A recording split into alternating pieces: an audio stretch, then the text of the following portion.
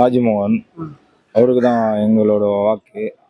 மக்கள் எல்லாருமே அவர் பக்கம் தான் இருக்கிறோம். ஏன்னா ஏற்கனவே டிஎம்கே எதுவும் செய்யல, அதனால மக்கள் யாரும் சப்போர்ட் இருக்க மாட்டாங்க.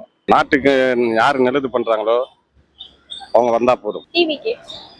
யார் வந்தாலும் எங்க ஏழைங்களோட நிலைமை இப்படியே தான் இருக்கு. போன தடவை ஓட்டு போட போனா ஓட்டு போட்டாச்சுட்டாங்க. ராஜ்மோகன் எல்லாம் நல்லா எதுக்கு டிஎம்கே தான் வரணும். அவர் வந்து எல்லாமே செய்வார். திமுக தான் வரும். தமிழ் பசங்க தான் வருவாரு. பெரும்பாலும் எம்ஜிஆர் தான் சார் நான் போடுறாரு.